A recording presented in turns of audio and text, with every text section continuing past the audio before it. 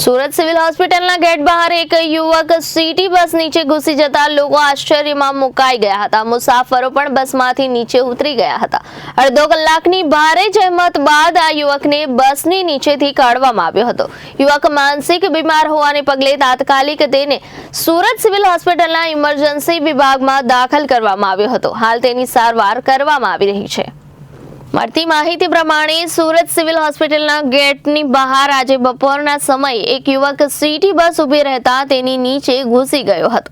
આ બાબતે આસપાસના લોકો દ્વારા ડ્રાઈવરને જાણ કરવામાં આવી હતી। મુસાફરો ભરેલી બસની નીચે યુવક ઘૂસી જતા ભાગદોડ મચી ગઈ હતી। બસમાંથી મુસાફરો પણ નીચે ઉતરી ગયા હતા। ત્યારબાદ બસની નીચે ઘૂસી ગયેલા યુવકને બહાર કાઢવાના પ્રયાસ શરૂ કરવામાં આવ્યા હતા, જો કે તે બહાર નીકળી રહ્યો ન હતો। સુરત સિવિલ હોસ્પિટલના કોન્ટ્રાક્ટ વર્ગ 4 ના સુપરવાઇઝર ગણેશ, પ્લમ્બર લોકેશ અને ઓક્સિજન વિભાગના કર્મચારીએ માનવતા દાખવીને યુવકને બસની નીચેથી બહાર કાઢવા પ્રયાસ કરવામાં આવ્યા હતા। લાંબા સમય સુધી ટ્રાફિક જામ રહેતા લોકો પણ મૂંઝવણમાં મુકાઈ ગયા હતા।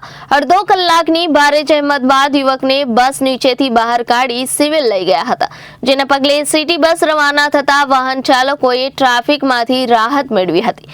સુરત સિટી બસની નીચે ઘૂસી ગયેલો યુવક માનસિક બીમાર હોવાનું જાણવા મળ્યું હતું, જેથી સિવિલના કર્મચારીઓ અને લોકો દ્વારા હાથ પગ બાંધીને યુવકને સિવિલ હોસ્પિટલના ટ્રોમા સેન્ટરમાં લઈ જવાયો હતો। Reporter Arvind Rathod, Janadesh News, Surat.